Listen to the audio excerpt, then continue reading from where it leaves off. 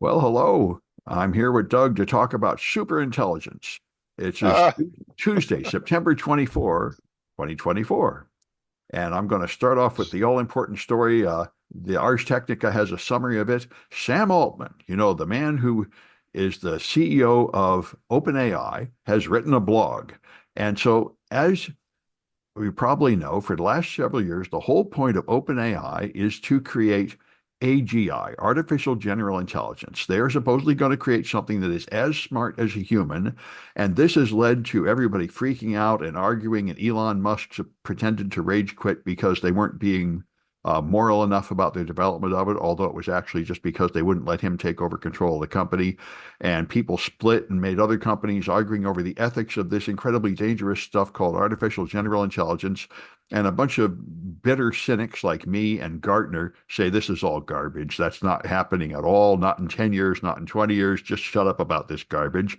But Sam Altman is undeterred, and he has now moved beyond AGI to superintelligence, which is the intelligence vastly greater than human intelligence. And he stopped worrying about the existential threats of this or that it's going to destroy the world or anything. The only thing he mentions is it'll put some people out of work. So we'll need like some economic adjustment. He seems to have totally forgotten the negative side that they were pushing until quite recently, that even AGI was so dangerous that maybe it would destroy the world. But he claims he's going to create superintelligence within a few thousand days, which a normal person would say a few years. So, uh, okay. and people are taking this seriously. Although I was charmed to see someplace down here, not everybody shares Altman's optimism and enthusiasm. Computer scientist and frequent AI critic Grady Booch quoted Altman's few thousand days and wrote, "I am so freaking tired of all the AI hype. It has no basis in reality and serves only to inflate valuations, inflame the subject, garner headlines, and distract from the real work going on in computing." And I say, here, here. That's exactly what I think. This is all garbage. None of it is ever going to happen. And it kind of reminds me of Donald Trump. Donald Trump has now inflated his lies to where he just makes up complete garbage. Like he recently said that he appeared on Oprah's last show, which he did not. And he just makes up stuff more and more crazy as he gets more and more desperate. And I kind of see that with Sam Altman. I mean, the AGI is garbage and the superintelligence is garbage, and they just inflate this. I want to remind the world of things that may have forgotten, like WorldCoin. Before OpenAI, Sam Altman made WorldCoin. He paid people all over the world to carry around this orb that looks like a bowling ball and get people to look Oh, into it so it right. would take an image of their iris because he sees this glorious future where everybody will get universal basic income, and that will, for some reason, be distributed with cryptocurrency. And the most important thing will be to make sure that people can't pretend to be two people and get a double share. So he has to record everybody's biometrics around the whole world. And so he pushed this thing where everybody would go to like villages in non-technological countries and carry this orb, and everybody would be paid some cryptocurrency for donating it, and the person carrying the orb would get paid. And as far as I can tell, it completely was a failure. People didn't actually get paid. The coin wasn't actually worth anything. Anyway, so um, you have to take everything these Silicon Valley hucksters say with a considerable grain of salt. Well, isn't that the story of science, though? Science fiction, It's the kind story of of, that. well, I think it's the story of Silicon Valley. That's the unique thing around here. Around here, you can just spin a wild tale, and people will actually give you billions of dollars to build it. And about Ah, one in 10 or 1 in 50 of them actually gets rich. So the investors actually make money if you're careful. You invest in these startups. I suppose this is kind of like what Shark Tank is. You try to pick the best. 90% of them fail, but some of them actually make money. And making money means, as Gartner often points out, they actually accomplish about one third of what they say they're going to do. yeah. The movie. This kind of reminds me of the story of the War Games. Remember the movie War Games? Oh, yeah.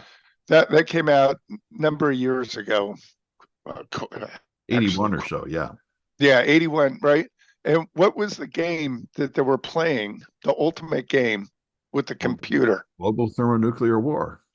And somebody said, "We need to make a game." And they raised, I think, I'm don't know the exact number, millions of dollars. They started marketing the game, but they never came out with it. Oh, this reminds me of something I heard on one of my podcasts a couple of days ago. Yeah. After she had her sexual encounter with Trump, she visited Trump Tower to meet Donald Trump, and she was pitching this idea that she wanted to make a porn television station specifically aimed at evangelical Christians. And at first I said, that's insane. And then I said, well, actually, maybe not. I mean, because this is the thing, all the prostitutes of the world know that all these preachers go into are on are heavily involved in stuff forbidden sex. And if you could get it at home, it might be a winner if you could anonymize the payment. Anyway, it didn't get funded, but anyway, it's another one of these great ideas that somehow someone has yet to exploit. Anyway, How would they do the marketing of that one? I, I suppose you would get people. What I would do is get preachers to condemn it and Ah, there you go. give Then you you like have to give investigate. you like the 800 number to call to protest and talk about how evil it is and sinful. You know, that's how they got me to come to California. Every Sunday sermon was about all those sinners in California. They couldn't have paid for advertising like that. We're all having all this fun out here while we were freezing in Pennsylvania. It'd be like the guy posing with the rake, suffering. And they said, they're all having fun in California in their hot tubs. They're going to hell. And I'm like, they're going to hell. Is that what's happening? I don't know. I think I have to investigate this. Well, that was California, right? Sex, drugs, rock and roll. That's right. And it's all true. Yeah, it's all true. And everybody still wants to live here. Yeah, they do. Yeah. So, Sam, I got a related story Yeah. related to AI. This one kind of, I'm wondering if you picked this up, but this has to do with Microsoft needs a power source for their AI. And I got to hand it to them. I think this is kind of brilliant. They have gone to 3 Mile Island, where we had a partial nuclear meltdown back around 1979. Oh, this is kind of where you were from, right? Well, Pennsylvania. it was big news there. That and Love Canal. Yeah. Yeah, yeah. So one of the power plants, I understand, was never commissioned, and it's just sat in partial state of construction. Microsoft has agreed to work with the company to bring it online and buy all the electricity that the power plant generates and use it for AI. Yeah, this is all the rage now. I think, is it Amazon? Somebody's going to get a bunch of these small nuclear power plants, the size of a container, and use them to power their stuff. This Oh, bringing back yeah. nuclear power in various kinds is all the rage because there's such a demand for power, both for AI and for all the electric cars. We need a lot more power. Right, right, right. So anyway, I thought this is an interesting story. I'm And what I surprised think they is, would choose that location just because of the public relations disaster. I yeah, would it'd be like, I would think you would at least want to change the name to like Happy Pleasant Valley instead or something. yeah, but they did the same thing at Chernobyl to a certain extent. Somebody revived Chernobyl.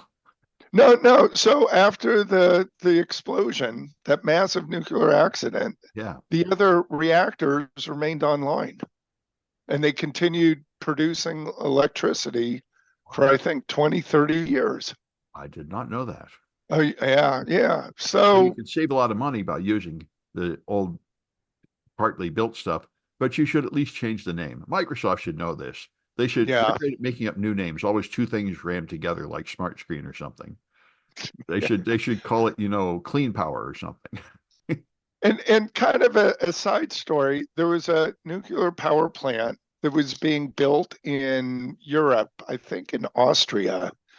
And they had the big cooling tower, those big concrete cooling towers. They didn't know what to do with it. So they built an amusement park around it. And inside the cooling tower is a big like swing that you can get on that raises up again above the cooling tower. Yeah, yeah. I've seen pictures of like kids playing at the beach next to the huge towers of the factory spewing out poison. Yeah. Yeah. It was like those ads where you say, "Get your kid a cigarette. It's good for them," Yeah. Yeah. Oh, we could start up on that one. All right. What's your next story I got a today? couple more AI ones. So apparently Okay. voice chatbots are being bought to take orders at restaurants, make reservations and stuff. Apparently, some restaurants feel like this might offend their customers and lower the ambiance, but most of them say it works pretty well. And they have like a pleasant voice. They're an assistant and they help you. They it's apparently pretty successful. To replace humans with these things, it's cheaper and effective for a routine task. And So this is AI chatbot? yeah, it's an AI chatbot, but the voice sounds good and it understands you talking, and you can answer questions about the prices and the hours and make a reservation. So it does pretty much what a human would do.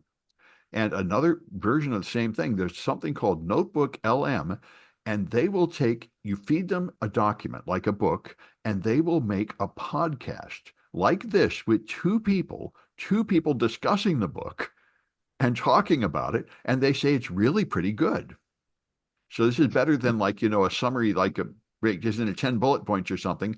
They'll make it into an audio podcast with two fake AI generated people discussing the topic. That's So funny. yeah, and they say, it's not as good as a human, but it's getting there. So, this is why, I think people are willing to believe all that lies about superintelligence and AGI because it really passes the Turing test. These things can pass for humans in speed. Yeah. And Yeah. that used to be what we would call equal to human intelligence. And now what we're discovering is, well, we needed a more refined definition of intelligence than the Turing test. But they really are passing the Turing test. They can create a conversation that is close enough to what humans would create. Got it. Got it. Yeah. All right. All right. What do you got another story for us? Well, I do. There's The Economist has put up an analysis of Trumpnomics, which you hear a lot about, but this is interesting. Trump, maybe, I don't know if people are old enough to remember Reaganomics. Reagan had his economics based on complete garbage, based on misunderstanding everything and the trickle-down theory that if all you do is make the rich people richer, everybody will benefit from that. And amazingly enough, that's not what happens. And Trump, of course, continues the same thing in the whole Republican Party, that if you just cut taxes and give more money to the rich and take it from the poor, that will make everything great. And he's still pushing that. But anyway, now his plan, of course, is because Trump is particularly crazy, which, by the way, so was Reagan, he's going to end taxes and instead put huge tariffs because he has this belief, which I must say is that if you put a tariff on Chinese goods, China pays that. And everybody I listen to, all the serious economists say that's garbage. The American taxpayers pay that when they have to pay higher prices for everything because they can't buy the cheaper Chinese goods. And anyway, I must say, as often, I feel like Trump kind of has a point here. It seems to me like the Chinese will have to lower the price of their goods in order to move it to the American market. But anyway, he thinks he can replace the entire tax structure with tariffs. And all economists seem universally convinced that this would destroy everything. This would just raise prices on everything, create massive inflation, and make a disaster of everything. But it's all based on, his fundamental idea. I mean, Reagan's fundamental idea was that we had to stop communism. And Trump's fundamental idea is we have to close the border, expel all foreigners, and have racial purity in America. That's his whole thing. So if you just don't let anything foreign in here at all, everything will be utopia. Anyway, they have a serious economic analysis, and they say that his ideas are terrible. And when he first started announcing his tariff stuff a few months ago, people thought his supporters would leave him, but they didn't. And they interviewed economists at the time, and I said, well, we don't believe he'll actually do any of that. We just ignore it when he says that. Which, that's the thing about Trump. He lies so much that you can ignore 90% of what he says, but you don't know which 90%. Anyway, I thought it was... good point. I thought it was somewhat valuable to have serious economic analysis of Trumpnomics, which... kind of interesting data points here. Yeah. In the history of U.S. politics, we've only had two celebrities, if you will, TV stars, become president. Yeah. And they kind of have similar philosophies. Yeah, and it's just what you'd expect. They have a simple-minded, poorly thought through sort of bigotry, and they base their whole philosophy on that. I mean, all they have is like one. It kind of reminds me of the guys in Silicon Valley that sort of read a science fiction book when they were 12, and that was it. They were done thinking for the rest of their life. Now everything is just about building a better robot or something. Yeah. All right. What's your... Yeah. you got another story for Well, us? I do have a couple more. Most important one maybe is this one. There's actually a lawsuit against Exxon because they've been promoting that plastics can be recycled, even though they knew decades ago that you can't recycle plastics. But they pushed and pushed and pushed this idea. So there's a big lawsuit. But the amazing thing, I was amazed to see this one in Ars Technica again. Elizabeth Rain wrote an article. They now have a way to recycle plastic without sorting it too. Polypropylene and polyethylene can be broken down simultaneously in a catalytic reaction to turn them into a gas that can easily be reconstituted into useful plastic. So they have to work on this. It's a prototype now. They have to make it scale up, but apparently they might really be able to actually recycle plastic. And that would be awesome because it's huge problems. The plastics get in our bodies, the chemicals get in our water, they pollute the ocean, they pollute the earth. All these plastics are really making a mess because we can't recycle them, but maybe they can now. So I hope so. This is called isomerizing ethanolysis. Relies on a catalyst to break down the polymer change into small molecules. So hopefully this will work. Another thing I've heard for Interesting. years is they actually have like bacteria that can eat the plastic and digest it, but that doesn't seem to have really gotten anywhere. They were hoping that might clean it up in the sea or something. But anyway, it's a promising idea. I hope it actually works out. Yeah, I've not looked into this, but you would think that you'd be able to essentially dissolve the plastics, which it sounds like what they're doing, and then essentially re-refine them. Right. But turning it into a gas apparently is the way to get rid of Yeah. the contaminants and have a pure enough product that you can reconstitute clean plastic out of it. Uh, Maybe that's what the issue is getting a clean enough product. Well, I think, and also the other problem is there's all different kinds of plastic, and you have a Yeah. mixed bin. So, sorting it would be real expensive. And the other thing is what I've heard, what I've read about previous recycling is you have to recycle it into vastly inferior plastic. So you start with high quality stuff like soft Yeah. drink bottles, and you end up with really low quality stuff like urinal grills. And that's all you Yeah. can do. So the economics are pointless. It would just be cheaper to make new plastic than to recycle. And they really need it to be much more efficient for it to be remotely economically viable. I see. Yeah, you're probably right. It's the energy issue And that also the to re sorting. There's so many things like styrofoam is apparently the worst. That stuff is hard to recycle and you have to get all of it out of the other plastic. Yeah, they did find though there are insects that'll consume styrofoam. Yeah. When when a food source isn't there, they will turn to styrofoam, but it's a slow process. Yeah. Yeah. We really need to do something because single use plastics are just exploding. Everything I buy is in single use plastics. My sister Yeah. puts death on them. It really is a shame. We shouldn't be using this stuff if we can't recycle it. Well, and prior to that, we were using single-use paper. Well, So at least paper is biodegradable. true. And you can grow more trees, that would probably be less Slowly, environmentally harmful. That's true. But slowly. Yeah. yeah. Anyway, Yeah. have you got another one? Nah, let's go. You have another one I for have us? this last one I have is Oh, kind of okay. good fun. At slate.com has an article by Allison Green titled The Corporate Habit Everyone Hates More Than Any Other. And I wonder if you can guess what that corporate habit is, because I don't think I guessed it correctly at first. What's the worst thing corporations do to people? Contact after hours. That I would seem like that. Anyway, I don't know if it's fair, but what she's talking about is motivational team building stuff, which really is awful. Where they bring in someone to build a team. They talk about where they, have this thing where you fall backwards and your team catches you. And Oh, there's a corporate hiking retreat made headlines last month when they had a hike where they would do team building and they left somebody behind, trapped in a ravine, 14,000 feet high. This is great team building. You can trust us. And hey, where's Joe? Does anybody see Joe?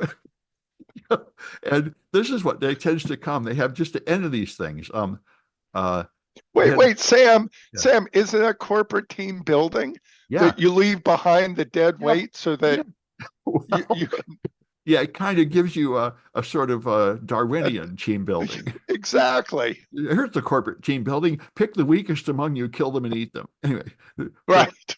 And she talks about how there's another job where they had a team building exercise where they had to go around the room and tell everybody what you don't like about them. And amazingly enough, everybody hated each other after this, and the team was not built. And another one where you're supposed to take a gulp of soda and spit it into a partner's mouth to somehow do team building. And What? I know. And she has these. I've been through some of these things, and they're just appalling. I mean, it just reminds me of like all the pop psychology from like the 60s where they had like primal scream therapy. Just some idiot says, "Hey, let's do this stupid thing. It'll be good for you." And they make people do it with no evidence that any of this is actually good for you. Well, Sam, isn't that Silicon Valley? Well, it's related. Yeah, this whole idea that you don't need degrees and you don't need tradition. Just whatever stupid idea I thought of in the shower today is the greatest thing ever, and you should all do it. Yeah, yeah, yeah, But uh, yeah, but it reminds me a related thing I think is the current search for insider threats. They'll sell you these products called behavioral intelligence or business intelligence or something that will analyze the uh, computer usage and network habits of your employees and tell you which one of them is going to betray you. It's like the old uh, witch whisperer. They had this person in a tribe that would point to people and figure out which one of them is infected by a demon. But because of Snowden, everybody wants this. What if one of our employees betrayed us and leaked out our secrets? Must find the disloyal one. And there's a bunch of commercial products that claim they can detect this by noticing that their hours of work have become irregular, or spending more time playing games at work or something. So yeah. Hmm. this is a tough question. How do you build a team? By the way, I feel like I do know how to build a team, and I've seen the evidence, like Drive Savers. Drive Savers has a great team. What they do is they don't lay people off. They work there for like their whole career, like 20 or 30 years. They pay them well. They give them 6 weeks of advanced training every year so they become experts in their field, and people have high morale. They love the company and they work together and do great work. That's my idea of team building. Yeah, But Silicon Valley has this tradition. Every 3 months, we're going to fire 10% of the people, lay them off, and then we'll just hire 10% new people. And then we'll wonder why our teams don't stick together, why people don't have high morale. Like Microsoft. Remember Microsoft's, whatever they called this, decimation, forced ranking, where everyone works in green teams of 10, and every 3 months, one out of each team of 10 must be fired. yeah, And this is what the Roman generals used. This was the ultimate punishment of a Roman legion, was decimation, where they had to kill one of that group of 10. This was considered the most horrible thing you could possibly do to punish them. They did this if you retreated in battle. And Microsoft did it every 3 months, which is just incredibly destructive of morale. Now you can't trust anybody on your team. They're just lining you up to be the one to get the knife. It's, yeah. Well, it's famously that Microsoft had like equivalent of Photoshop, photo editing software, and they had three exactly same product that were all competing with each other, and it was survival of the fittest under Balmer.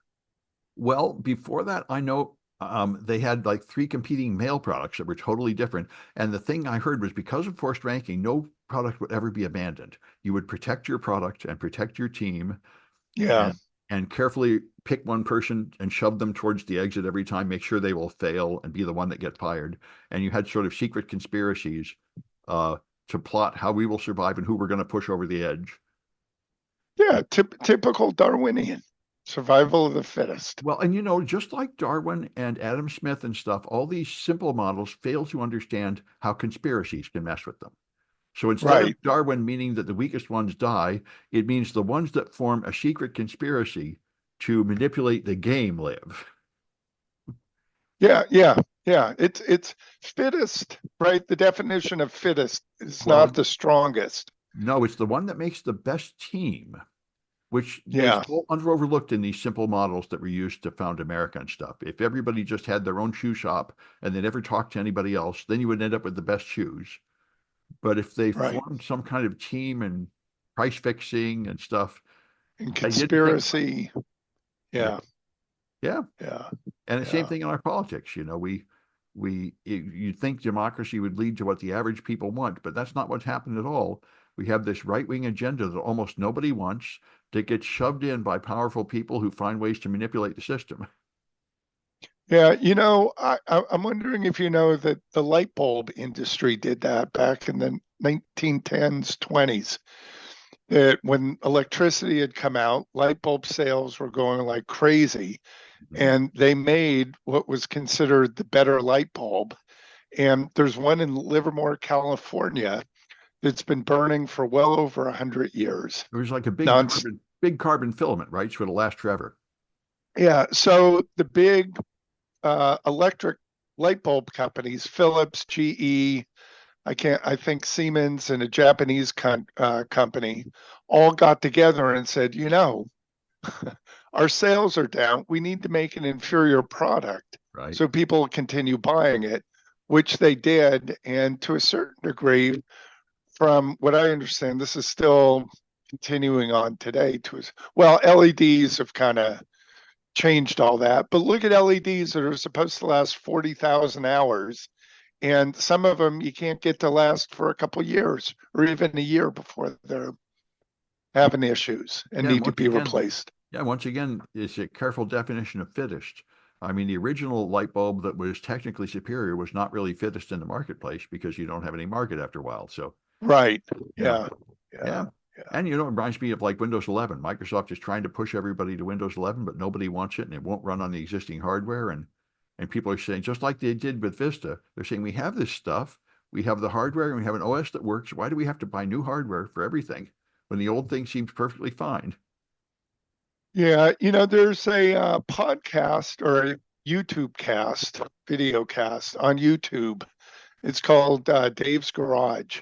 And he interviewed, who was it, at Microsoft, who oversaw Vista, that era.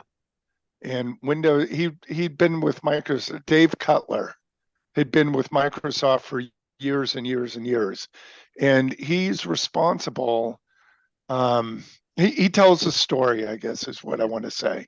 The evolution of Windows. Well, it seems to me like Microsoft is very much like that light bulb company because they make a product and people really would be perfectly happy to just keep the same version for 10 years. And they somehow have to try to make you move to a new version like every 2 years when Yeah, there's not really enough features and there's nothing wrong with the old one. They're trying to artificially make your Windows burn out and, um, and constantly failing. Realistically, if they weren't trying to force it, I think there would just be a new version of Windows about every 10 years. Then people would upgrade. Then there'd actually be new features that are important enough to bother, and you'd be tired of that old hardware, and the new hardware would really be a lot better. yeah. I think Microsoft gets mixed messages from their customer advisory team. In other words, their customer research. I think it's kind of jaded. I don't think I can't exactly understand it, but they seem to be off target all the time. Well, I think they try to shoot both the corporate market and the home market, and that's impossible. Right. That's why Apple does Yeah. only the home market and to hell with corporations. And I think Microsoft should just do corporations and the hell with the home market because their product is not much good for the home market. But anyway, Well, yeah, Dave Cutler goes into this. It had to do with code base, having a divided code base or a common code base. yeah. And it turned out that the server team, I think, was behind the desktop team, even though it was a common code base. There were certain areas and functionality that you had to have that the server team was behind. And so it resulted into this split, Well, if you will. I'm thinking probably Yeah. this is something Scott Galloway always says. They should just break up all these huge monopolies. There really should Yeah. be like six OS companies, and then there'd be enough variation and innovation and stuff. We'd probably be better off. Yeah. That's Right. probably Right. our trust busting is not working because of the corporate lobbies. But we'd be a lot better off if we just broke up the huge monopolies into smaller chunks, I think. Yeah, and I will tell you, Sam, if you get a chance or listeners want to get a chance, it is worth listening to. It's about an hour interview. And Cutler's an interesting guy. He's the one that Ballmer handpicked. And when Cutler wanted to quit, Ballmer had him come back. And he's responsible for Xbox and Hyper-V, if you remember, they Yeah. got a product, virtual PC, that turned into Hyper-V. It's kind of interesting. And it's interesting the decisions that they made for Xbox. In other words, technology wise, what was available. You have to also think about what the processors were at the time, the amount of RAM, and what they were able to do, Hmm. and the limitations that they had. Well, especially gaming is very interesting because you want to make Yeah, really high quality visual experience with really cheap hardware. So it's a good programming exercise. yeah, yeah. Anyway, Dave's Garage, YouTube, well worth looking at. So I got one for you. Here's the latest threat. We had cigarettes were being targeted years ago to young adults. Oh yeah, that's why they made the flavored ones. Now the flavored vapes, right? Yeah, the flavor. Yeah, but we're talking back, and I remember as a kid they had candied cigarettes where you could buy little pieces of sugar that were shaped into cigarettes, and they had little dye on it. So Uh, one side looked like it was burning, the other side looked like it had a yeah, I remember. filter on it. Yeah. Yeah. Well, a few years ago, we voted, not in California, to legalize online sports betting. And the big radio station, KGO, several years ago, has been an anchor station in the West since I think the 1920s when it went on the air. Company bought them out, turned it over into a sports betting station, thinking that California would legalize sports betting. Mm. We did not, but 30 other states have. And now what's happened is the sports industry is now targeting teenagers to get online and get involved in sports betting. Well, I hadn't heard of this. I know Robinhood is totally getting them into stock market investing, but this sounds like a new. Well, stock market investing, there's a positive, I would argue, outcome that's not as risky. Well, I don't know. Well, maybe not. Sports, I don't know. sports vesting, I guess, is logical. If you really know enough about sports, you could pick the winning team. Maybe I don't know.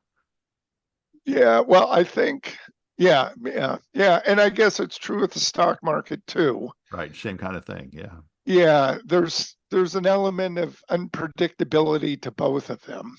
But there's also enough system that you could believe you could make a winning system if you really studied the fundamentals, and I guess people do to some extent. Although what I've heard from, I think, again, Scott Galloway, a lot of other people, is that it's all garbage, and if you just buy an index fund, that's the best you can do.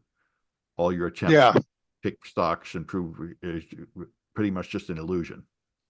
unless you have insider trading, Right, both in the sports betting, right. which we've seen where college teams have thrown games, Yeah. as well as professionals. Yeah, both of them have a high And degree of corruption. Yeah. yeah, yeah. So it's interesting that this industry has come along, but I think unlike Robinhood, sports betting is they're using mechanisms like a rotating wheel or jackpot to make you become addicted to it, if you will.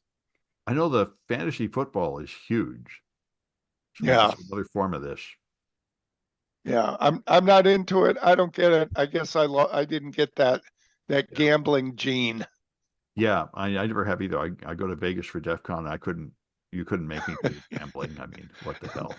Yeah, I yeah, or I should say maybe I had some very smart math teachers who You taught know, me statistics. well, my father told me that he went up to a slot machine once. He put in a nickel and he got 50 cents back. And he said, right now I'm 45 cents ahead of the game. If I put more money in this machine, I'll fall behind and never catch up. So he stopped.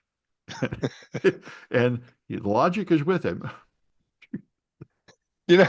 You know, Sam, about 20 years ago, give or take, there was a machinist, and this is East Coast, New Jersey, and he'd never been to a casino before. And his friend said, "Come on, they're opening up in Atlantic City."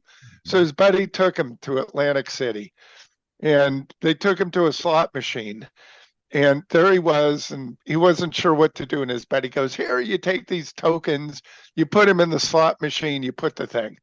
Mhm. And so he took the token and he said, just as he was about to put it in, he looked at it and he flipped it over and he said, I'm a machinist. I can make these. Yeah. And so he went back to his machine shop Ah, and he made over $6 million in fake tokens. And the thing is, his tokens were so good that the casinos didn't even know that they were fake. And the only way he was caught was there was a gaming commissioner that had just certified a jackpot in a slot machine and just happened to be at the cage working with the cashiers. And he noticed that this man was standing in front of a machine that he just certified is winning as a jackpot. And he was scooping all the coins out of it, thinking, well, wait a minute. That wouldn't happen. Two jackpots back to back. right. So as it turned out, he started following him. And the guy lived in Rhode Island, just to make the story more interesting. And he got a warrant for his arrest. But as it turns out, in Rhode Island, there's no law against making counterfeit or tokens, if you will, Because like they're there not was in money. New Jersey. It's not counterfeiting money because it's not money, right? Correct. Yeah. Yeah. Yeah. And there was no law in Rhode Island because Yeah. there are no casinos in Rhode Island. Yeah, I didn't anticipate where that story was going. I thought he would get a job just making the chips for the casinos, a legitimate job. But no, that's not where he went. No, no. And what happened was about a year went by and he needed the money. So he went back to the casinos and he got caught. That's how they always get it. You get greedy. Yeah. Yeah. And if you go to a casino now, you probably don't. But if you notice, they don't use tokens anymore. Uh, I They don't know. use card keys, kind of Yeah. like a BART ticket or something. You And load a you can card, and you can hack and forge those too. yeah, but they're more closely regular. I mean, they're Yeah. more closely monitored in real time. Yeah, but this is what I've heard a lot is that they have really serious security in the Vegas casinos. And if you do anything bad, they will really catch you. I don't know if this Yeah, is true. Sam. Yeah. Yeah, which brings up an interesting tidbit here. Where's the best place to have a heart attack outside of a hospital? Well, I know Kmart is pretty good. They have their Nah, own better police than force and Kmart. stuff. I don't know. Better than the casinos. I'm guessing you're going to say a casino. Yeah, the casinos. Everybody there is trained in CPR because Good. people there regularly have heart attacks. Yeah. So everyone's trained. Well, Best place to be. well, it's a good thing to know. All right. Well, I That's think it for that's me today. yeah, it's it for me too. And so we'll have another one of these on Friday. Sounds good, Sam. All right.